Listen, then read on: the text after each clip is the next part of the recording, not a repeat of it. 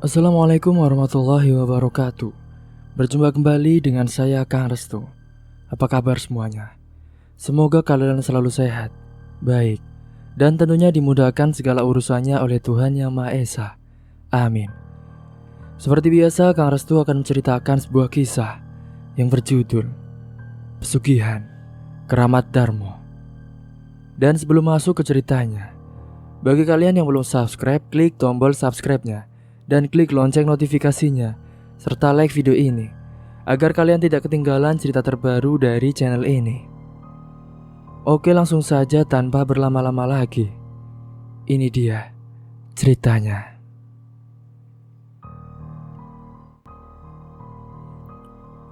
(1994) Pulau Jawa bagian timur sedikit ke utara. Darmo yang berangkat dari usaha dagang Pulau Jiwo bangkrut karena akses jalan untuk transportasi pasca panen dan distribusi ke kota sangat susah sekali.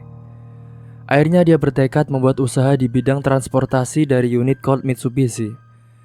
Namun usahanya susah sekali berkembang. Akhirnya pun dia nekat untuk memuja ke tempat sakral menemui juru kunci setempat. Dan ajaibnya, dia berhasil melakukan ritual 3 hari 3 malam tanpa makan dan berdiam diri di bangunan sebuah makam keramat. Di dalam mimpinya dia mendapatkan bisikan gaib jika dia ingin berhasil, maka dia harus melakukan pemujaan di tempat dia melakukan ritual tersebut. Dan selang beberapa bulan usahanya naik pesat, hingga bisa membeli fuso truk gandeng dan bisa merekrut sopir serta anak buah yang lainnya. Hingga suatu saat, setan yang dipujanya melakukan tipu daya kepada Darmo. Jika ingin usahanya sukses lagi, dia harus mempersembahkan darah, dan dari itu terjadilah tumbal supir truk terjadi dengan mengalami kecelakaan yang tragis. Setelah kecelakaan tersebut, dia justru semakin berjaya. Pagi itu Pak Darmo bersiap-siap untuk pergi ke sawahnya sendiri untuk mengurusi tanaman jagungnya. Namun Pak Darmo tidak hanya memiliki tanaman jagung saja, akan tetapi dia juga memiliki tanaman ubi-ubian serta kacang-kacangan. Pak Darmo memiliki beberapa sawah, dan dia juga sudah memiliki beberapa petani yang menggarap sawahnya itu. Pada pagi itu, dia berangkat subuh-subuh menuju ke sawah tanpa sarapan terlebih dahulu. Dia segera berjalan ke sawah dengan menggunakan motornya, karena lokasi sawahnya cukup jauh dari rumahnya. Dan beberapa saat kemudian, dia akhirnya sampai juga di sawah, dan dia mulai melihat perkembangan tanaman Pulau Jiwonya itu. Kala itu masih ada beberapa petani saja yang baru datang, karena masih subuh. Biasanya kebanyakan petani berangkatnya jam 6 atau kadang jam 7. Pak Darmo mulai melihat tanaman-tanamannya satu persatu, karena takutnya terkena hama. Tidak lupa dia juga menyuruh petaninya untuk mengurus dengan membabat beberapa rumput belukar yang ada di dekat tanaman itu. Dan tugas yang lainnya yang masih banyak lagi. "Pak, nanti tolong itu rumput liar yang di dekat jagung dipotongin ya. Itu sudah tinggi-tinggi." "Iya, baik Pak." "Subuh sudah berangkat? Emangnya sudah sarapan Pak?" "Sudah Pak, alhamdulillah." "Syukurlah. Selamat bekerja ya Pak," ucap Pak Darmo. Pak Darmo ini selalu ramah dan berperilaku baik kepada para petani-petaninya. Dia menggaji karyawannya sesuai dengan kerjanya. Kalau pekerja itu rajin, Pak Darmo juga akan menggaji yang setimpal. Pada saat itu, Pak Darmo mendapati beberapa pohon jagungnya itu ada yang terkena hama. "Duh, kok banyak hama ulatnya gini, gimana? Bisa rugi saya," gumamnya. Lalu Pak Darmo pun sekitar jam 7 pagi kala itu petani sudah datang. Dia menyuruh petani untuk berkumpul membahas masalah hama itu. "Ayo bapak-bapak, semua kumpul di sini." "Ada apa Pak?" "Tadi setelah saya cek keliling, tanaman jagungnya itu diserang hama." "Terus gimana Pak?" "Nanti saya harus siapkan pestisida untuk mengusir hamanya. Jadi kalian nanti hari ini mengecek beberapa tanaman yang lain, karena siapa tahu ada hamanya juga. Soalnya tadi saya baru mengecek di bagian pohon jagung saja," imbuhnya. "Baik Pak. Kalau begitu, silakan kembali bekerja ke tempatnya masing-masing." Pak Darmo yang kala itu merasa pusing karena takut rugi. Dia memilih untuk pulang dulu karena tubuhnya lemah sekali, apalagi belum sarapan. Sementara di tempat lain, Bu Arum, istrinya Pak Darmo, dia di rumah sedang masak di dapur untuk sarapan Pak Darmo dan juga anaknya. Saat itu Bu Arum sedang masak nasi goreng. Dia masak yang praktis dan juga simpel. Pak Darmo pun mengendarai motornya bergegas menuju pulang ke rumah dengan kecepatan cukup tinggi karena dia sudah benar-benar lapar. Dan beberapa saat kemudian, dia pun akhirnya sampai juga di rumahnya. Sesampainya di rumah, Pak Darmo langsung masuk ke dalam rumahnya dan melihat Bu Arum ternyata baru masak. "Bu, belum matang ya?" "Iya Pak, Ibu baru masak." "Jangan lama-lama ya Bu, Bapak sudah lapar." Dia pun akhirnya duduk di meja makan sambil lesu menunggu masakan yang akan datang. "Kenapa Pak, kalau segitu?" Namun Pak Darmo masih belum menjawab. Dia menghela nafas panjang kala itu. Dan beberapa saat kemudian, akhirnya nasi goreng yang Bu Arum masak itu sudah matang dan langsung diberikan kepada Pak Darmo. Tidak lupa kala itu Bu Arum memanggil Bimo, anak sematawayangnya, yang sekarang sudah berusia 24 tahun. Dia sudah lulus kuliahnya, namun sekarang dia masih nganggur, belum mendapatkan pekerjaan. Jadi dia hanya di rumah, kadang juga ikut bantu ke sawah. "Bimo!" teriak Bu Arum. Dan beberapa saat kemudian, Bimo pun datang ke ruang makanan untuk sarapan bersama. Kala itu Bu Arum mencoba menanyakan lagi kepada Pak Darmo apa yang sebenarnya sudah terjadi. "Pak, Bapak kenapa toh? Dari tadi Ibu lihat kok lemas dan lesu." "Itu loh Bu, pohon jagungnya banyak yang kena hama." "Terus gimana Pak?" "Ya Bapak harus beli pestisida habis ini Bu. Takutnya nanti kita rugi banyak Bu." "Ya sudah, Bapak makannya cepat, terus nanti ke pasar beli pestisidanya." "Iya Bu." Segera Pak Darmo yang sudah lapar, dia langsung melahap semua nasi gorengnya dengan cepat. Dan setelah selesai sarapan, Pak Darmo mengajak Bimo untuk nanti ikut ke sawah. "Bim, nanti ikut Bapak ke sawah ya." "Iya Pak."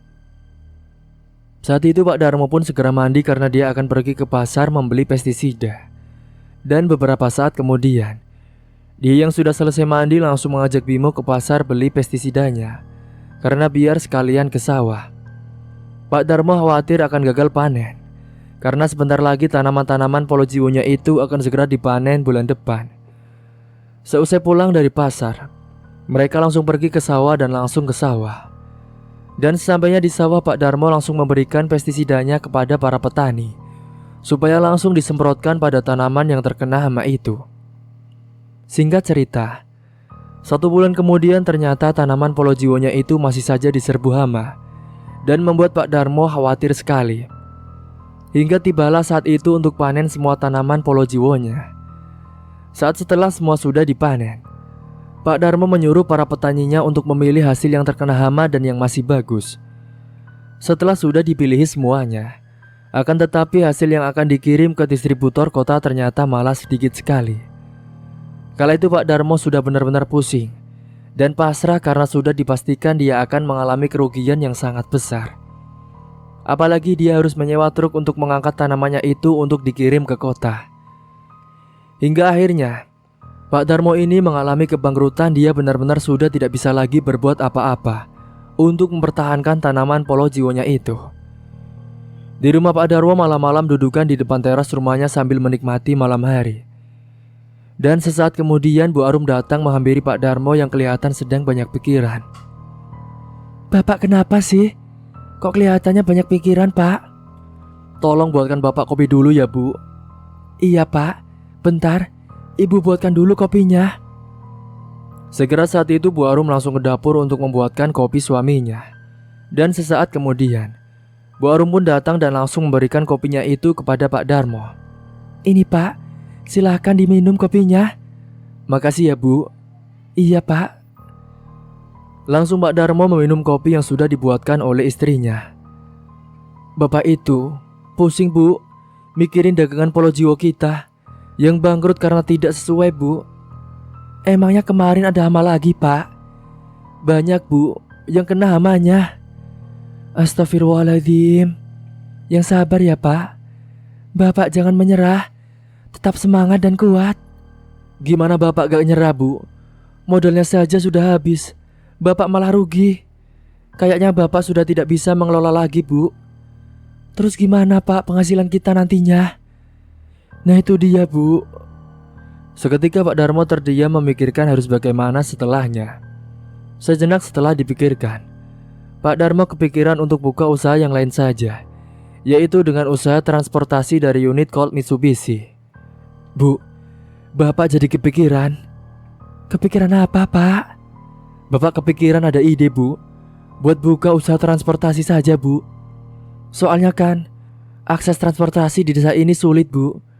Nantinya kan para petani bisa nyewa kol kita. Emangnya Bapak mau beli kol?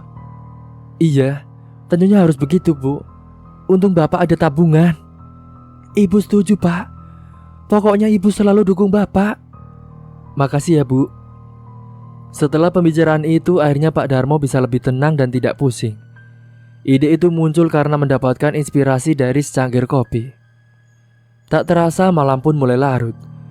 Pak Darmo dan Bu Arum pun segera masuk ke dalam rumah. Dan singkat cerita, akhirnya Pak Darmo sudah memiliki usaha Colt. Dia sudah membeli 2 Colt Mitsubishi. Namun ternyata harapannya yang waktu itu tidak sesuai. Pasalnya banyak petani yang juga sama mengalami gagal panen. Jadi mereka tidak menyewa Coltnya Pak Darmo hingga membuat Pak Darmo itu pusing lagi. Gimana caranya supaya Coltnya itu bisa banyak yang nyewa sehingga dapat menghasilkan uang. Pada malam itu, Pak Darmo, Bu Arum, dan Bimo sedang kumpul di ruang tengah. Mereka nonton televisi bersama sambil ngobrol-ngobrol. Dan tiba-tiba saja Bimo berkata kepada Pak Darmo kalau dia ingin cari kerja di luar kota. Dan dia pun meminta ongkosnya kepada Pak Darmo. Pak, aku mau pergi merantau ke luar kota. Aku minta ongkos ya. Mau apa kamu ke sana, Bim? Ya aku mau kerja, Pak. Di sana siapa tahu selama kerja aku dapat membantu Bapak dan Ibu. Tapi nak, Bapak belum ada uangnya. Usaha Bapak belum lancar. Masa iya aku harus di rumah saja, Pak? Tidak ada kegiatan. Kan bosen. Nanti ya, kalau Bapak sudah ada rezekinya, Bapak izinin kamu merantau. Iya, Bim. Emangnya kamu tidak kasihan sama ibu Bapak kalau kamu pergi? Ya tapi mau gimana lagi, Bu? Aku juga ingin membantu kalian. Sudah gak apa-apa. Kamu di rumah saja, biar Bapak yang berusaha. Bimo pun menghela nafas dan dia beranjak pergi masuk ke dalam kamarnya. Karena waktu juga sudah larut malam, Bu Arum dan Pak Darmo pun ikut nyusul tidur. Dalam tidurnya, Pak Darmo bermimpi dia yang kebelet buang air kecil saat itu pun pergi ke kamar mandi. Dan setelah selesai buang airnya, tiba-tiba saja Pak Darmo dikejutkan dengan sebuah sinar cahaya yang silau dari belakang rumahnya. Sinar apa itu ya? Gumamnya dengan penasaran. Karena penasaran, akhirnya Pak Darmo pun mencoba menghampiri ke belakang rumahnya. Dan saat dia membuka pintu belakangnya itu, ternyata dia melihat ada sosok kakek tua dengan memakai baju adat Jawa kuno. Jika kau ingin usahanya maju, datanglah ke alamat ini, ucap sosok kakek tua itu. Setelahnya tiba-tiba saja sosok kakek tua itu pergi menghilang dengan sendirinya entah kemana. Pak Darmo pun bingung apa maksudnya dari ucapan sosok kakek tua itu. Hingga akhirnya Pak Darmo pun langsung terlonjak dari tidurnya. Dan anehnya saat Pak Darmo bangun, dia mendapati di tangannya itu ada sebuah kertas. Pak Darmo pun kaget tapi dia langsung membaca surat yang ada di tangannya itu. Saat itu dibaca ternyata alamat yang sama seperti yang dikatakan oleh sosok kakek yang ada di dalam mimpinya tadi. Hingga akhirnya Pak Darmo pun kepikiran untuk mendatangi alamat yang ada di kertas itu besok paginya. Dan setelahnya Pak Darmo pun langsung lanjut tidur lagi karena masih ngantuk.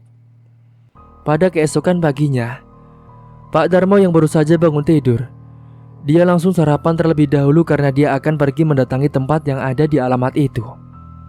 Namun Pak Darmo tidak mengatakan kepada Bu Arum kalau hari ini dia akan pergi ke tempat itu. Akan tetapi dia bilangnya mau pergi ke rumah temannya di daerah lain dan akan menginap. Bu, Bapak hari ini mau pergi ke rumah teman Bapak. Mau apa, Pak? Ada urusan, Bu.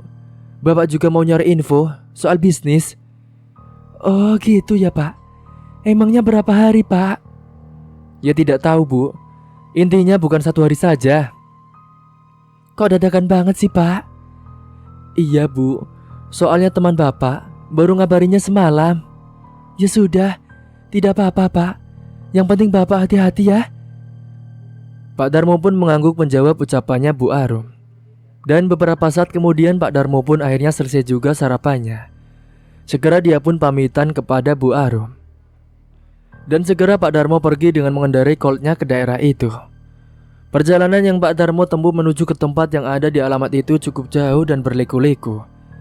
Karena tempatnya itu masih terpelosok. Pak Darmo melihat petunjuk dari alamat itu hingga akhirnya beberapa jam kemudian. Sekitar siang hari Pak Darmo sampai juga di desa yang ada di alamat itu. Namun karena dia belum tahu rumah kakek tua yang ada di dalam mimpinya itu, akhirnya dia mencoba bertanya kepada warga sekitar yang kebetulan saat itu lewat. Maaf Pak, saya mau tanya. Iya Pak, silakan. Bapak mau nanya apa? Apa Bapak tahu alamat ini?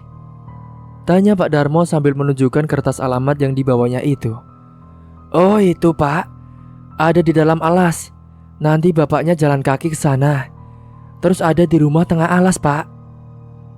Oh iya Pak, saya paham. Terima kasih ya Pak infonya, ucap Pak Darmo. Setelahnya Pak Darmo pun bergegas ke alas itu. Dan dia langsung memarkirkan Coltnya itu di pinggir alas. Dia pun berjalan masuk ke dalam hutan itu siang hari yang sangat panas sekali.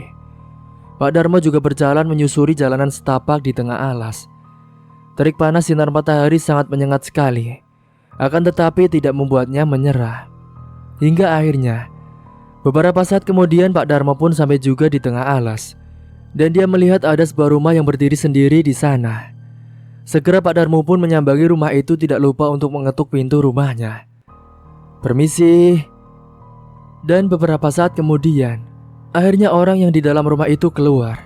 Dan ternyata yang keluar itu adalah sosok kakek tua yang ada di dalam mimpinya Pak Darmo.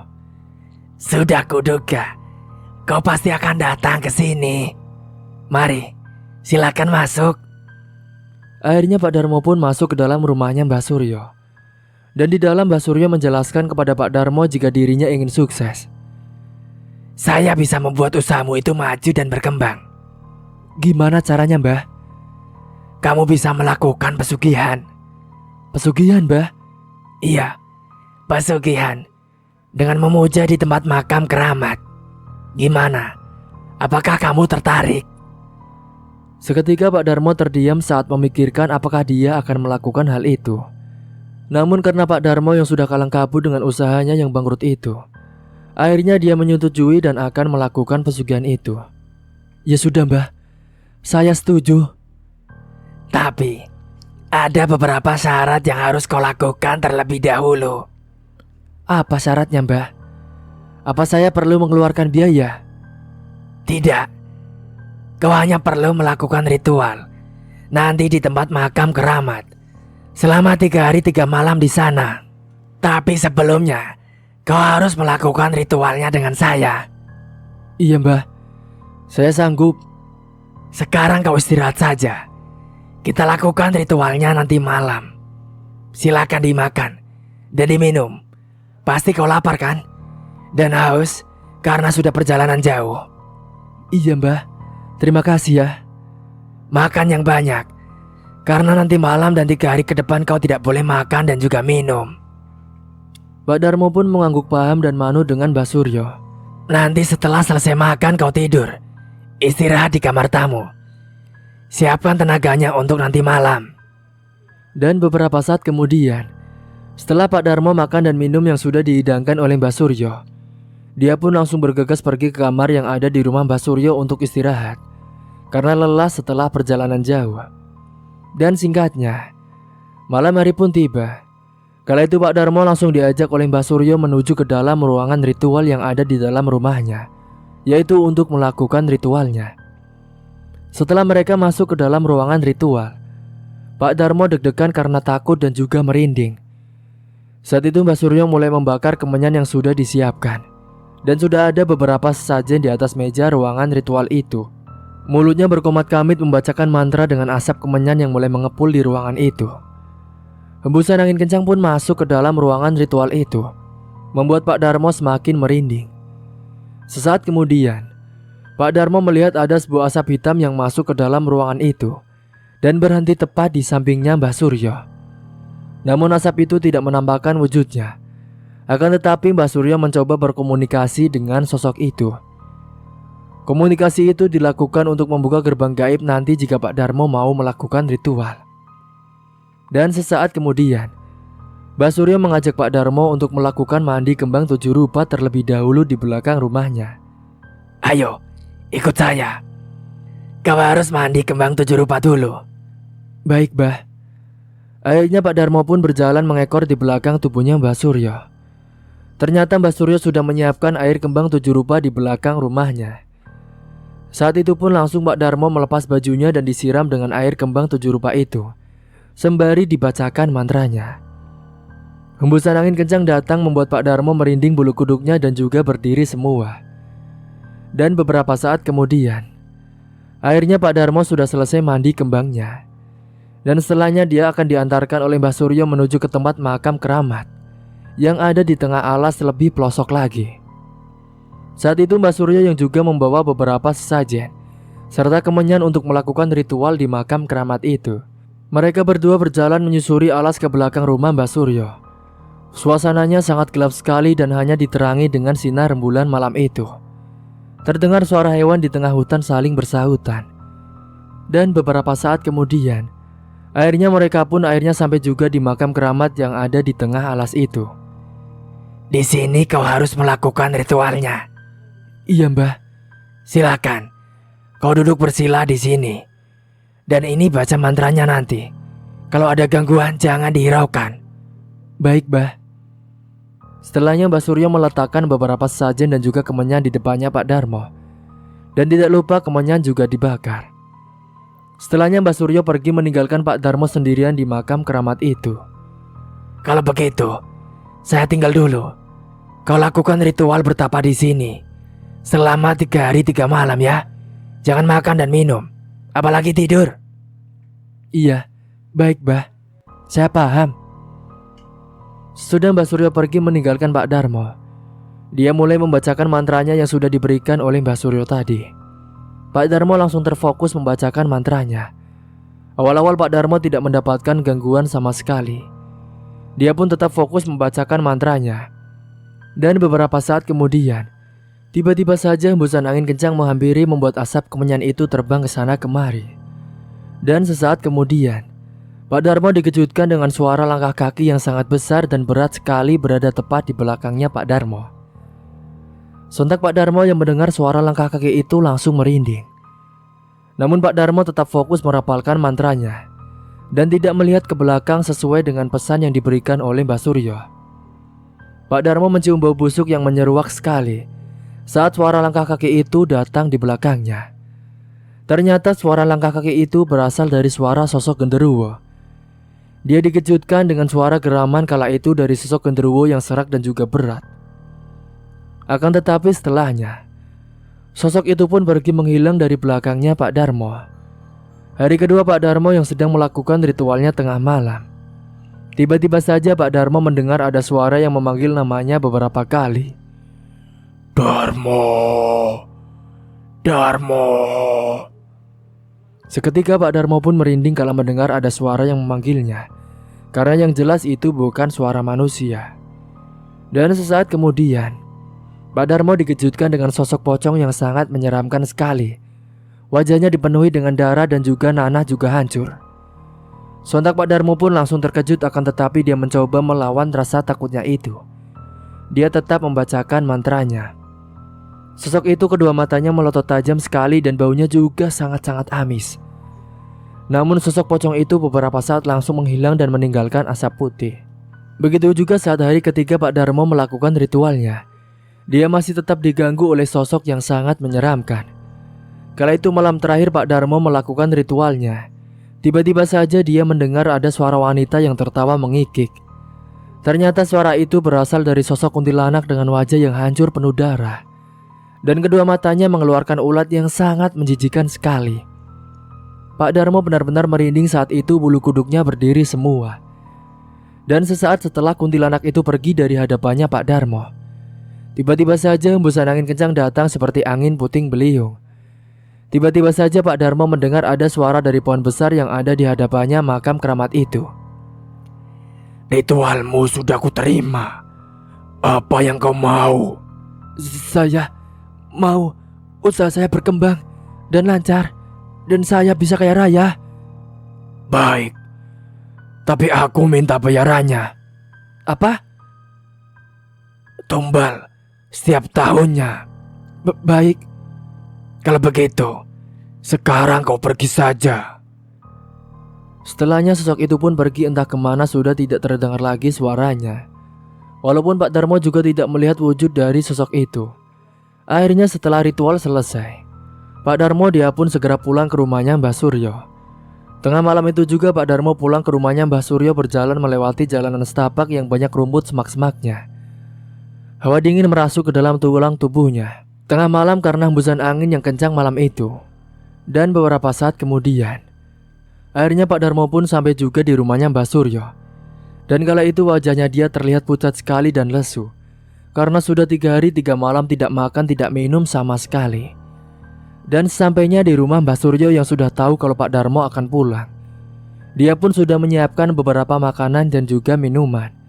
Silakan, kau makan dulu. Makasih Mbah. Dengan lahap Pak Darmo langsung melahap semua makanan yang sudah disediakan oleh Mbah Suryo. Dan beberapa saat kemudian, setelah Pak Darmo makan, dia akan masuk ke dalam ruangan ritual dan diberikan wejangan oleh Mbah Suryo. Setelah sudah diberikan wejangan oleh Mbah Suryo, Pak Darmo pun segera pamit pulang ke rumah saat itu juga sebelum subuh sekitar jam 4. Kalau gitu, saya pamit pulang dulu Mbah. Terima kasih banyak ya Mbah. Iya, silakan hati-hati. Pak Darmo pun menjawab dengan menganggukkan kepalanya dan segera dia pergi dari rumahnya Mbah Suryo.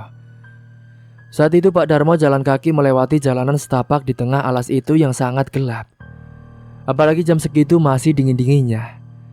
Dan beberapa saat kemudian, Pak Darmo pun akhirnya sampai di pinggir alas dan terlihat kotnya itu masih ada. Dia pun segera bergegas pulang ke rumah, karena perjalanannya yang harus dia tempuh cukup lama. Dan singkat cerita, beberapa bulan kemudian usahanya Pak Darmo ini semakin lancar. Dia pun sudah menambah beli kotnya yang berjumlah puluhan, sehingga Pak Darmo memiliki banyak supir pekerjanya. Jadi Pak Darmo hanya duduk di rumah saja yang bekerja para supirnya. Dan dia semakin kaya raya banyak uang. Namun Bimo masih tetap tidak diperbolehkan untuk merantau. Akan tetapi dia diberikan modal oleh Pak Darmo untuk buka usaha sendiri saja. Pak Darmo pun merasa senang dan bangga karena usahanya melakukan ritual itu tidak sia-sia. Namun bukan hanya sekali ritual saja. Pak Darmo lakukan karena pasalnya waktu itu dia diberikan wejangan jika Pak Darmo setiap malam Jumat itu harus melakukan ritual sendiri di ruangan khusus yang ada di rumahnya. Namun Bu Arum dan Bimo tidak mengetahui akan hal itu, karena Pak Darmo melakukan ritualnya itu setiap tengah malam saat mereka sudah tertidur. Memang di rumahnya itu ada satu kamar kosong, dan disitulah dijadikan Pak Darmo untuk melakukan ritual. Hingga suatu saat, tepat pada malam Jumat, Pak Darmo sudah waktunya untuk melakukan ritual. Kala itu Pak Darmo mulai masuk ke dalam ruangan ritual itu sekitar pukul 12 malam, di mana Bu Arum dan Bimo sudah tertidur pulas. Tak lupa juga dia mengunci pintunya dengan rapat-rapat. Di dalam ruangan itu sudah ada beberapa sesajen dan juga kemenyan. Pak Darmo langsung membakar kemenyannya dan dia mulai merapalkan mantra yang sudah diberikan oleh Mbah Suryo waktu itu. Dan sesaat kemudian, Pak Darmo ini dikejutkan dengan hembusan angin yang sangat kencang sekali yang masuk ke dalam ruangan itu, karena biasanya saat dia sedang melakukan ritual tidak pernah ada angin yang masuk seperti itu sangat kencang. Setelah dirinya dikejutkan dengan sebuah asap hitam yang berhenti di hadapannya Pak Darmo. Seketika asap hitam itu berubah menjadi sosok genderuwo yang sangat menyeramkan sekali. Sontak Pak Darmo yang kaget, dia langsung terlonjak ke belakang dan langsung gemeteran. "Siapa kau?" "Akulah sesembahan yang kau sembah selama ini." "Mau apa kau?" "Selama ini aku sudah memberikan apa yang kau mau. Semua harta kekayaan sudah kuberikan. Dan sekarang aku minta bayarannya." "Bayaran apa?" "Darah manusia. Tumbal sebagai bayarannya." Pak Darmo saat itu kaget dan ketakutan, dia tidak menyangka kalau didatangi sosok yang sangat menyeramkan itu. "Pokoknya 1 tahun sekali. Mulai sekarang kau harus memberikan tumbal setiap bulan purnama. Kalau tidak, kau sendiri yang akan menerima akibatnya. Baik, jawabnya dengan gemeteran. Dan sesaat setelahnya, sosok genderuwo itu langsung pergi menghilang begitu saja entah kemana, dan meninggalkan asap hitam serta bau busuk yang sangat menyengat sekali. Setelah ritual selesai, Pak Darmo tidak bisa tidur. Dia pun dudukan di depan teras rumahnya, memikirkan siapa yang akan dijadikannya tumbal. Dan sesaat kemudian, saat dia sedang berada di depan teras rumahnya, tiba-tiba ada salah satu kol yang datang. Kol itu habis mengantarkan jagung milik juragan di desa. Dan saat itu ada Yanto, salah satu supirnya Pak Darmo. Dia pun menghampiri Pak Darmo duduk di sebelahnya untuk laporan. Gimana perjalanannya, Yan? Aman terkendali, Pak. Alhamdulillah. Bagus kalau begitu. Mau ngopi dulu? Biar tak buatkan ya. Aduh, gak usah, Pak. Saya langsung pulang saja. Mau istirahat, Pak. Sudah capek. Oh gitu. Ya sudah. Kamu hati-hati di jalan ya. Kala itu Yanto pun langsung pulang dan mengambil motor yang diparkirkan di rumah Pak Darmo. Kebetulan rumah Yanto tidak terlalu jauh. Setelah kepergian Yanto kala itu, Pak Darmo jadi kepikiran soal tumbal tadi. Dia berpikir kalau akan menumbalkan saja supirnya, toh nanti dia juga bisa cari supir yang lain lagi. Apa aku tumbalkan supir-supir saja ya? Lagian nanti kan bisa cari supir baru lagi, gumamnya. Namun tiba-tiba saja dia yang sedang memikirkan itu, Pak Darmo dikejutkan dengan suara pintu rumahnya yang tiba-tiba nutup sendiri dengan kencang. Padahal saat itu tidak ada angin kencang sama sekali yang datang. Seketika Pak Darmo pun merinding dan dia beranjak masuk ke dalam rumah karena sudah mulai ngantuk juga. Dan singkat cerita, Pak Darmo melakukan ritual lagi. Dia menargetkan Yanto sebagai calon tumbalnya untuk dipersembahkan kepada sesembahannya.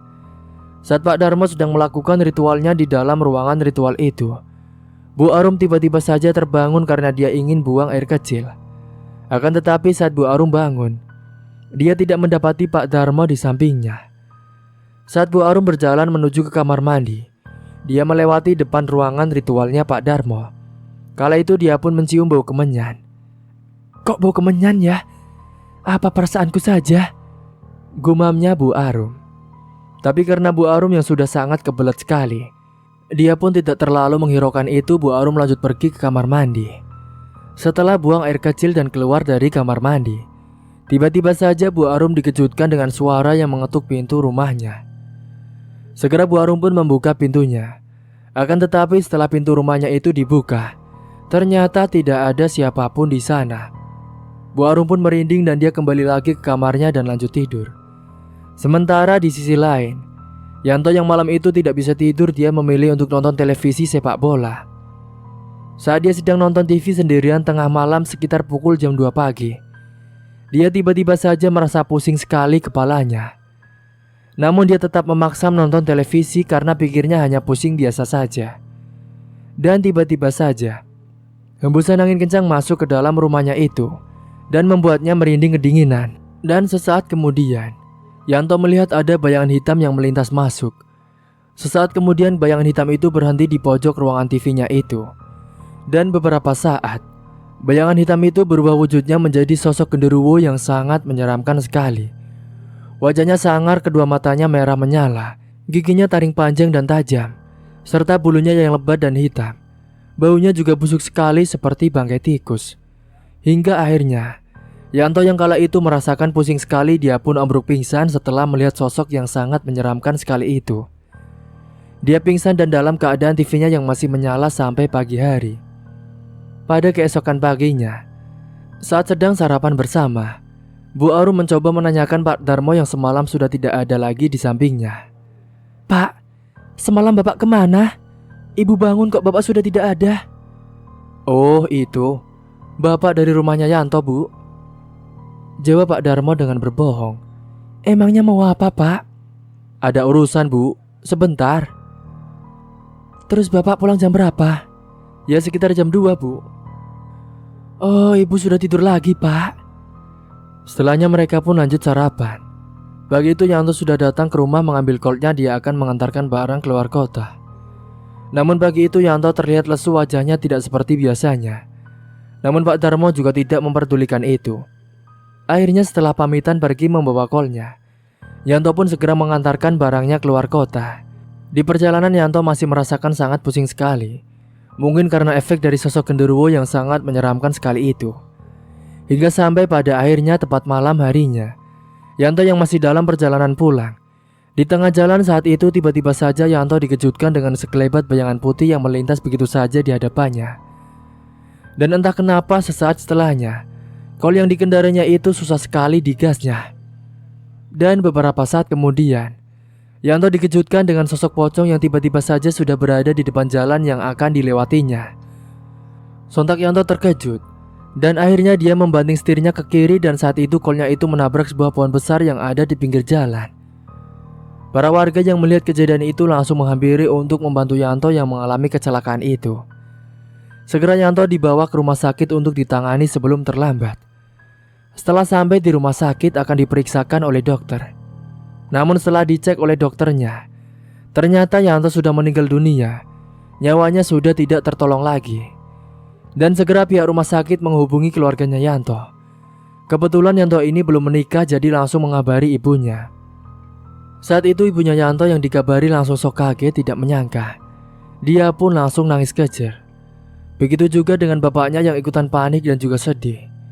Segera bapaknya Yanto saat itu pergi ke rumahnya Pak Darmo untuk mengabari kalau anaknya itu sudah meninggal dunia dan kot milik Pak Darmo itu sudah ringsek hancur parah karena kecelakaan. Assalamualaikum Pak Darmo. Ada apa Pak?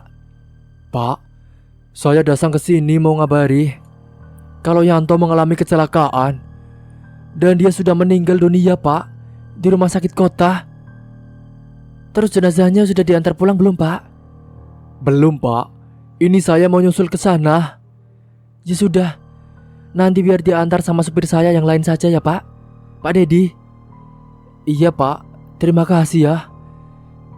Saat itu Pak Darmo berpura-pura panik dan tidak menyangka kalau Yanto meninggal dunia. Padahal di dalam hatinya itu dia tahu Yanto meninggal karena ulahnya sudah dijadikan tumbal kekayaannya. Dan mengenai kol yang ringsek itu, Pak Darmo tidak mempermasalahkan. Walaupun sebenarnya mengalami kerugian tapi dia tetap tenang. Karena nanti setelahnya Pak Darmo akan mendapatkan uang yang lebih banyak. Dan singkatnya, jenazah Yanto pun sudah dibawa pulang ke rumah dan segera dimakamkan. Pak Darmo pun datang ke pemakamannya untuk menutupi agar tidak ada kecurigaan padanya. Saat itu banyak warga tetangganya yang datang dan juga beberapa supirnya Pak Darmo yang juga ikut bertakziah. Ibunya Yanto benar-benar tidak menyangka. Dia pun selalu nangis terus-terusan hingga dia beberapa kali pingsan. Dan beberapa hari kemudian, tepatnya seminggu kemudian Pak Darmo melakukan ritual kembali pada malam Jumat. Dan saat itu dia diberikan uang yang sangat banyak sekali serta perhiasan dari sesembahannya. Sehingga Pak Darmo bisa membeli kol lagi menggantikan kol yang waktu itu ringsek dikendarai Yanto. Dan beberapa bulan kemudian, Pak Darmo juga semakin kaya raya. Dia sampai bisa membeli truk fuso gandeng untuk mengangkut barang-barang yang berat dan juga banyak. Namun Pak Darmo dan keluarganya meskipun sekarang hidup dengan bergelimang harta, mereka tidak tenang hidupnya di rumah karena selalu diganggu oleh sosok-sosok yang sangat menyeramkan sekali. Dan suatu malam, Bimo yang gabut di rumah dia pun pergi main ke rumah temannya. Dia biasa nongkrong dengan temannya di sebuah peranggok desa. Mereka ngobrol-ngobrol ngopi dan juga sambil gitaran. Tak terasa Bimo nongkrong sudah sampai larut malam. Hingga akhirnya dia memutuskan untuk pulang ke rumah. Keadaan desanya kala itu sudah sangat gelap sekali dan juga sepi. Dia mengendarai motornya sendiri pulang ke rumah. Saat di perjalanan pulang, dia merinding karena tiba-tiba saja hembusan angin kencang lewat dan dia mencium bau busuk yang sangat menyengat. Dan sesaat kemudian, Bimo dikejutkan dengan suara wanita yang tertawa mengikik.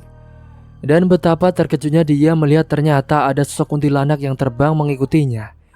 Hingga akhirnya, Bimo pun mengendarai motornya dengan kecepatan tinggi berharap cepat sampai di rumah. Dan beberapa saat kemudian, dia pun akhirnya sampai juga di rumah. Nafasnya tidak beraturan sekali. Kala itu orang rumah sudah tidur semuanya. Karena mau tidur, Bimo pun milih untuk cuci kaki dulu. Soalnya dia juga baru pergi keluar. Saat dia sedang cuci kaki di dalam kamar mandi, Tiba-tiba saja dia dikejutkan dengan suara ketukan pintu kamar mandinya. Dia pun segera keluar dan membuka pintu kamar mandinya, akan tetapi saat dia membuka pintu kamar mandinya, betapa terkejutnya dia melihat di depannya itu ada sosok genderuwo yang sangat menyeramkan sekali. Kedua matanya merah menyala menatap tajam. Baunya juga sangat busuk sekali.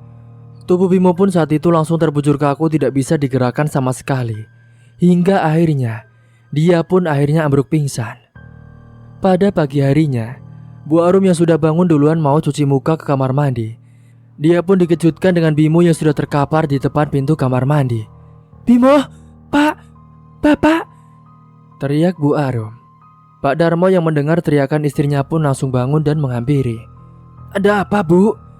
tanyanya sambil mengusap matanya karena masih ngantuk. "Ini, Pak, Bimo pingsan." "Ya udah, ayo bantu angkat, Bu." Setelahnya Bimo pun langsung diangkat masuk ke dalam kamarnya. Dan singkat cerita, karena truk fusonya belum ada supirnya, kali ini Pak Darmo meminta Pak Dedi untuk nyupir fusonya. Kebetulan pagi itu Dedi ada di depan rumahnya Pak Darmo untuk meminta bayaran, sehingga dia langsung mengungkapkan soal itu kepada Dedi. "Ded, minggu depan kamu yang bawa fuso ya, keluar kota." "Oh ya Pak, siap." "Ya sudah, ini bayaran buat kamu. Tak tambahin bonus ya." "Terima kasih banyak ya Pak," ucap Dedi. Setelahnya Dedi pun beranjak pergi dari rumahnya Pak Darmo. Dan pada malam harinya, Pak Darmo melakukan ritual lagi. Dan kali ini sosok sesembahnya itu dan sosok itu meminta lagi tumbal kepada Pak Darmo. Dan saat itu ternyata Pak Darmo sudah merencanakan calon tumbal selanjutnya, yaitu Dedi. Kemudian dia menyerahkan nama calon tumbalnya itu kepada sosok sembahan. Dan setelahnya, sosok itu pun mengerti dan pergi meninggalkan dari dalam ruangan itu. Pak Darmo pun sudah selesai melakukan ritualnya kala itu. Sementara di tempat lain, Dedi malam itu tidak bisa tidur. Akhirnya dia memilih dudukan di depan teras rumahnya sambil ngopi. Dan kala itu dia melamun sambil memikirkan entah hal apa. Dan sesaat kemudian, tiba-tiba saja dia merasakan pusing pada kepalanya dan matanya juga berkunang-kunang. Dan saat itu, Dedi dikejutkan dengan sosok tinggi besar berada tepat di hadapannya di ambang pintu. Sosok itu sangat menyeramkan sekali wajahnya. Kedua matanya merah menyala, giginya bertaring panjang dan juga sangat tajam. Bulunya pun juga lebat dan hitam. Dia mengeluarkan bau busuk yang sangat menyengat seperti bau bangkai tikus, yang membuat tubuhnya Dedi kala itu terbujur kaku saat melihat sosok yang tinggi besar dan juga menyeramkan sekali. Hingga akhirnya Dedi pun ambruk pingsan saat itu. Pada esok paginya, dia ditemukan oleh ibunya dan segera minta tolong sama para tetangganya untuk dibawa masuk ke dalam kamarnya. Dedi pun izin tidak masuk kerja karena dia pusing sekali, dan demam Pak Darmo pun mengizinkan. Seminggu kemudian, Dedi pun akhirnya sudah mulai berangkat membawa fuso sesuai dengan yang diperintahkan oleh Pak Darmo. Hingga suatu malam di tengah perjalanan, Dedi yang sedang mengantarkan barang dengan truk fuso itu, tiba-tiba saja dia dikejutkan dengan bayangan hitam yang melintas di hadapannya. Dan betapa terkejutnya dia melihat ada sosok genderuwo tinggi besar melintang di depan jalan yang akan dilewatinya. Dia yang panik langsung banting setir hingga akhirnya remnya itu blong di jalan yang menurun. Hingga akhirnya Dedi pun menabrakkan diri ke pembatas jalan sampai terguling jatuh ke dasar jurang. Bahkan truk fuso yang dikendaranya itu meledak saat itu juga. Dan Dedi ditemukan dalam keadaan meninggal dunia. 1 tahun kemudian, Pak Darmo dan Bu Arum kabarnya meninggal dunia karena mengalami kecelakaan yang sangat tragis sekali. Dan entah apa yang membuat mereka mengalami kecelakaan tragis seperti itu. Dan kabarnya, pesugihannya yang dijalankannya sampai sekarang masih dijalankan oleh anaknya. Wallahu a'lam. Cerita pun selesai. Semoga kita dijauhkan dari hal yang demikian dan selalu mengingat Allah Subhanahu wa Ta'ala. Karena kesuksesan didasari dengan kerja keras serta selalu berdoa, bukan malah melakukan hal yang menyimpang demi mendapatkan kekayaan. Semua yang berhubungan dengan jin dan sejenisnya itu hanyalah tipu daya dan akan membuat penderitaan. Cerita pun tamat. Dan seperti biasa bagi kalian, tolong ambil sisi positifnya dan buang sisi negatifnya. Mungkin itu saja yang dapat saya sampaikan, kurang lebihnya mohon maaf. apabila ada salah kata ataupun ucapan yang kurang berkenan bagi kalian semua. Sampai jumpa di cerita selanjutnya. Akhir kata, wassalamualaikum warahmatullahi wabarakatuh.